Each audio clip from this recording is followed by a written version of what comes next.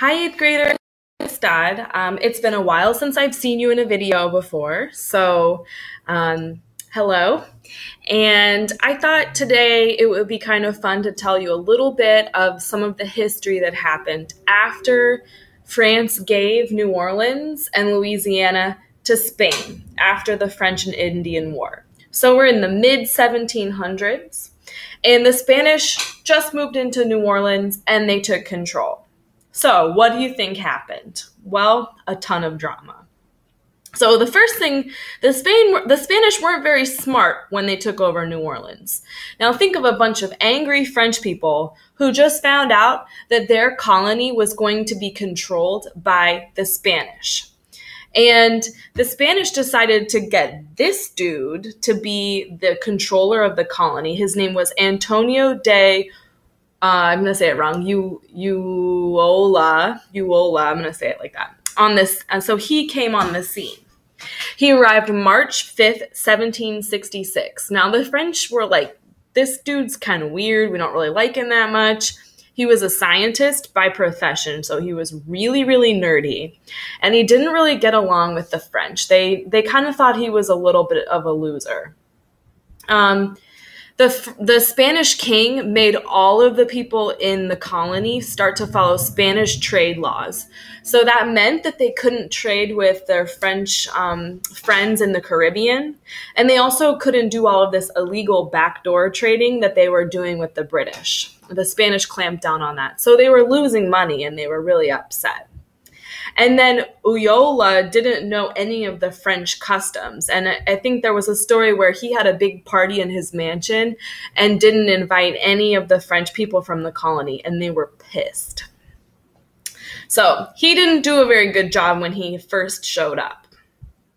So what did the people of New Orleans decide to do? They had a giant rebellion, and they went to his mansion with their guns, and they said, "You got to get out of here, buddy. We don't like you."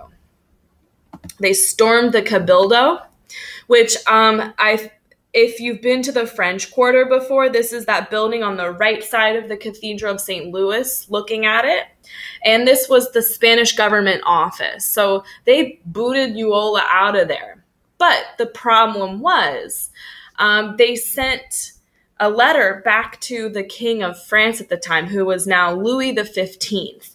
And they said, "Hey, we just had this rebellion against Ulloa, but we're kind of sorry. Like, we didn't really like him that much. Can you give us some protection?" Because they knew they would be in big trouble with the Spanish if they found out about this treason, the fact that they betrayed the leader. But the King of France said, "No way. You guys are on your own. I'm not going to protect you." So the reason why is because France and Spain had a treaty, remember, and they were friends. The King of France, Louis XV, was friends with King Carlos III in Spain. So he was like, "No, I'm not going to help you." So then what did the rebellers and the treasoners decide to do? They went to where the British were in Pensacola in North Florida, and they said, "Hey, can you guys protect us?" They sent a letter back to King George in England, and he's like, "No way, I'm not helping you out. I have enough trouble with my own colonies." He was preparing for the revolution. So, big trouble for the people of New Orleans. It wasn't a good idea. I mean, Ulloa, he wasn't like the happiest, most fun dude in the world, but he wasn't terrible. Yeah, they couldn't trade with the British. They couldn't trade with their friends in Haiti and the rest of the Caribbean. I mean, look at him. He's not a bad-looking dude.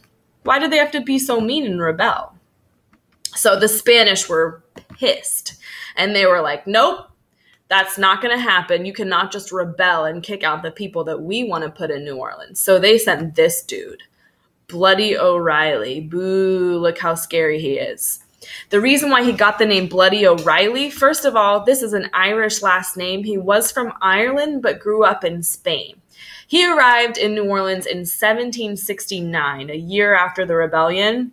He was a war general, and he immediately called everyone to the Place d'Armes in the middle of the French Quarter and sentenced everybody that was a part of the rebellion to death, and they died by hanging. And Bloody O'Reilly took care of business. So the Spanish were happy. And that is the story of what happened right after the Spanish took over.